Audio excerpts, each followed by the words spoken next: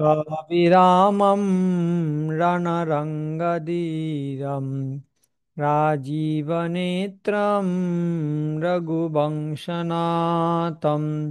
कारुण्यरूपं करुणाकरं तं श्रीरामचन्द्रं शरणं प्रपद्ये।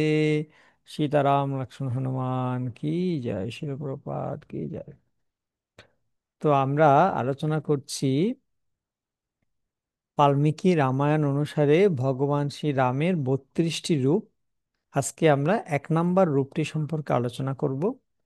1 নম্বর যে রূপটি তাকে বলা হচ্ছে রঘুরাম। রঘুরাম মানে কি? রঘুরাম মানে হচ্ছে ভগবান রামচন্দ্র যে বংশে আবির্ভূত হয়েছিলেন সেই বংশের নাম হচ্ছে রঘু বংশ। রঘু মহারাজ,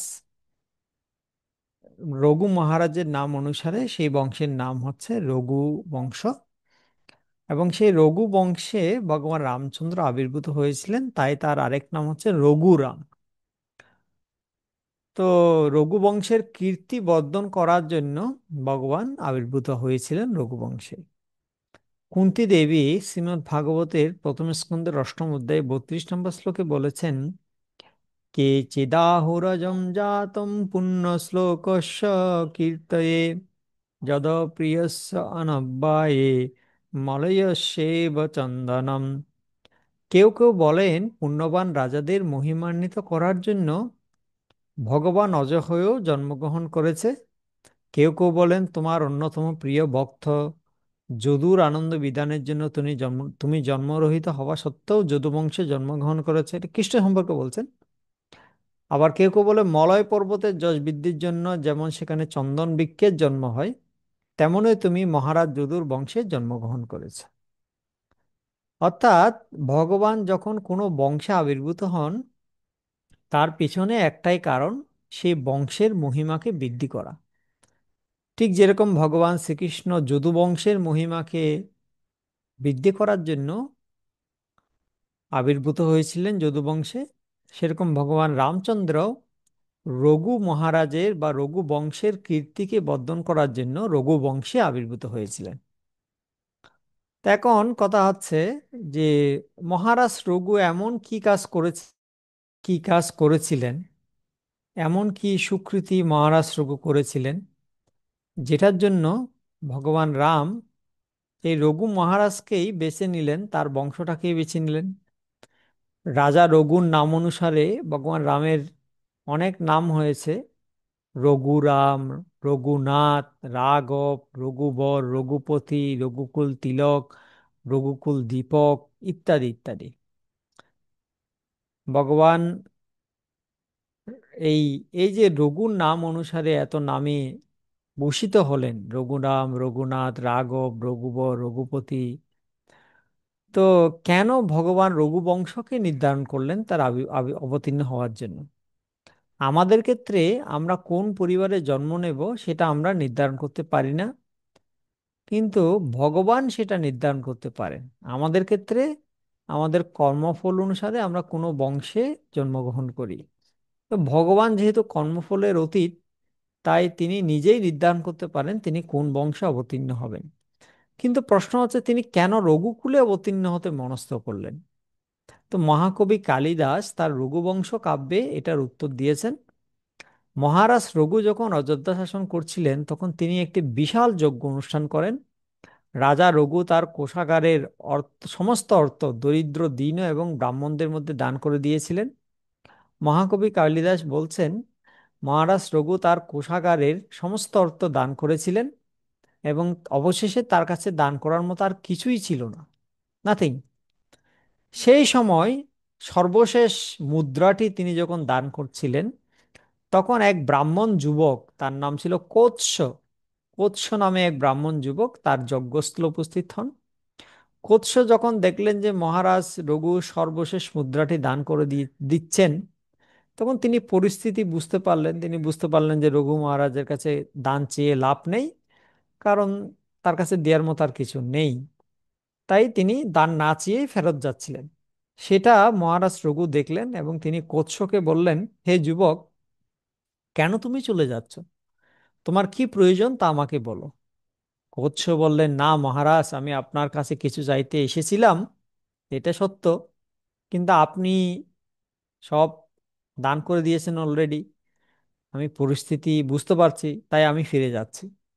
রঘু মহারাজ বললেন, না না না, আমার কাছে যখন কেউ কিছু চাইতে আসে সে কখনো খালি হাতে ফিরে যেতে পারে না। তোমার কি প্রয়োজন তা আমাকে বলো, আমি তোমাকে সেটা অবশ্যই দেব। কচ্ছ বললেন, আমি আমার গুরুদেবের কাছে গুরু দক্ষিণা দিতে চাই। আমার নাম কৎস, আমার গুরুদেবের নাম হচ্ছে ভরতন্তু। আমি তার কাছে 14টি শাস্ত্র শিখেছি। শিক্ষা সমাপ্তির পরে আমি গুরুকে জিজ্ঞাসা করলাম তাকে কি গুরু দক্ষিণা আমি দেব। তিনি বললেন, আমি তোমার কাছ থেকে বিনিময়ে কিছুই চাই না। তুমি যে 14টি শাস্ত্র শিখেছো সেগুলো নিজের জীবনে পালন করো, সেটাই হচ্ছে সব থেকে উত্তম গুরু দক্ষিণা। কিন্তু কৎস বারবার গুরুকে দক্ষিণা নেওয়ার জন্য উত্ত্যক্ত করতে থাকেন। এর ফলে গুরু খুব ক্রোধিত হয়ে যান এবং তিনি বলেন, তুমি বিদ্যাকে অর্থ দিয়ে কিনতে চাইছো? তুমি যদি অর্থ দিতেই এত মরিয়া হও, তাহলে প্রতিটি শাস্ত্রের জন্য তুমি 1 কোটি করে স্বর্ণ মুদ্রা আমাকে দাও। যেহেতু তুমি 14টি শাস্ত্র শিখেছো, তাই 14 কোটি স্বর্ণ মুদ্রা আমাকে প্রদান করো। তো কোৎসের এই কথা শুনে পক্ষে সেই পরিমাণ অর্থ দেওয়া সম্ভব ছিল না, তিনি ব্রাহ্মণ ছিলেন, তার কাছে এত অর্থ ছিল না। তাই তিনি জানতেন যে রঘু মহারাজের অনেক টাকা পয়সা আছে এবং তিনি অনেক দানবীর এবং উদারচেতা। তাই তিনি রঘু মহারাজার কাছে এসেছিলেন সেই বিশাল পরিমাণ অর্থ দান স্বরূপ চাইতে। কিন্তু এখন যেহেতু তিনি দেখলেন রঘু মহারাজের কাছে দান করার মতো কিছুই নেই, সবকিছু দান করে দিয়েছেন, তাই তিনি পরিস্থিতি বুঝে কিছু না চেয়েই ফিরে যাচ্ছেন। রঘু মহারাজ বললেন, না, একবার তুমি যখন আমার কাছে চাইতে এসেছো, আমার কর্তব্য হচ্ছে তোমাকে সহায়তা করা। তুমি চিন্তা করো না, তুমি কিছু একটু অপেক্ষা করো, আমি ব্যবস্থা করছি। তখন রঘু মহারাজ তার অশ্বারোহী, গজারোহী, রথারোহী এবং পদাতিক সেনাদের সকলকে একত্রিত করে দেবতাদের কোষাধ্যক্ষ কুবেরের রাজ্য আক্রমণ করতে গেলেন। কুবের যখন তার দূতদের নিকট থেকে জানতে পারলেন যে রঘু মহারাজ তার সাথে যুদ্ধ করতে আসছেন, তখন তিনি ভীত হয়ে গেলেন। হে ভগবান, বীর রঘু মহারাজের সাথে আমি যুদ্ধে পারবো না। তার যেহেতু স্বর্ণমুদ্রার প্রয়োজন, তাই আমি তার নগরীতে স্বর্ণ বৃষ্টি করব, কুবের বললেন। তখন কুবের অযোধ্যার উপকূলে স্বর্ণের বৃষ্টি করলেন। তা শুনে রঘু অযোধ্যাতে ফিরে গেলেন এবং অযোধ্যার উপকূলে কোটি কোটি স্বর্ণমুদ্রার পর্বত দেখে তিনি বিস্মিত হলেন। তিনি কোৎসকে ডেকে বললেন, হে ব্রাহ্মণ, এখানে 14 কোটির চেয়েও বেশি স্বর্ণমুদ্রা রয়েছে, তুমি এগুলো নিয়ে তোমার গুরুদক্ষিণা দিয়ে দাও। তখন কোৎস সেই স্বর্ণমুদ্রাগুলো তার গুরুকে প্রদান করলো। আশ্চর্যের বিষয় হচ্ছে রঘু মহারাজ নিজে সেই স্বর্ণমুদ্রার একটিও নিজে গ্রহণ করেননি, তিনি সবই দান করে দিয়েছিলেন। আর এই ঘটনা যখন ঘটছে তখন বৈকুণ্ঠ থেকে ভগবান নারায়ণ সেটা দেখছিলেন।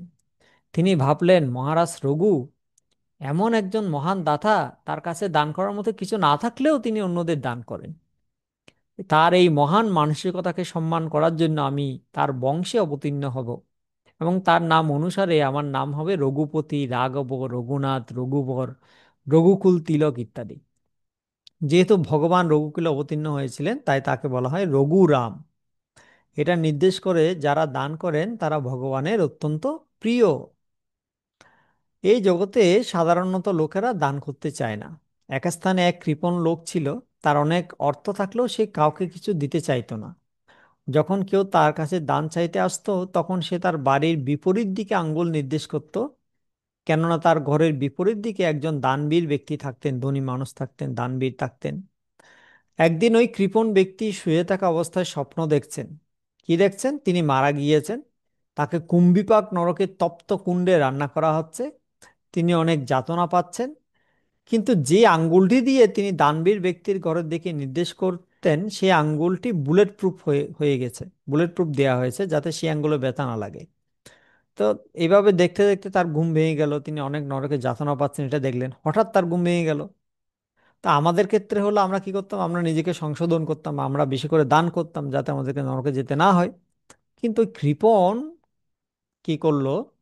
কৃপণ চিন্তা করলো, আমি আঙ্গুল দিয়ে নির্দেশ করার ফলে আমার আঙ্গুলটা বুলেট প্রুফ করে দেওয়া হলো, তা আমি যদি পুরো দেহটা দিয়েই ওই ব্যক্তির গড়ের দিকে নির্দেশ করি, ওই ব্যক্তির গড়ের উদ্দেশ্যে দণ্ডবত প্রণাম নিবেদন করি, তাহলে আমার পুরো দেহটাকেই বুলেট প্রুফ করে দেওয়া হবে, তাহলে নরকে গেলেও আমাকে আর যন্ত্রণা পেতে হবে না, নরক যন্ত্রণা আমার গায়ে লাগবে না। কিন্তু সে সে দান করতে রাজি ছিল না। তো এটাই হচ্ছে জগতের একটা নিয়ম, জড়জাগতিক লোকেরা সাধারণত কাউকে দান করতে চায় না। কলিযুগের এটাই হচ্ছে অবস্থা। তো সেজন্য রঘু মহারাজ আমাদের আদর্শ হওয়া উচিত। যারা দান করেন তারা ভগবানের অত্যন্ত প্রিয়, রঘু মহারাজ সেটা করেছিলেন। সেজন্য ভগবান তার কুলে অবতীর্ণ হয়েছিলেন, তাই তাকে বলা হচ্ছে রঘুরাম। তাই আসুন আমরা জপ করি রঘুরামের নাম।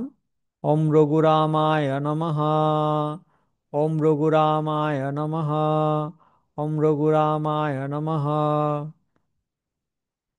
হরে কৃষ্ণ। আমাদের প্রথম যে ভগবান রামের রূপ সেটি এখানে সমাপ্ত হলো। ভিডিওটি যদি ভালো লাগে আমাদের চ্যানেলটি অবশ্যই সাবস্ক্রাইব করবেন এবং আপনার প্রিয়জনদের সাথে শেয়ার করবেন। কমেন্ট করে আপনার মতামত আমাদেরকে জানাতে পারেন।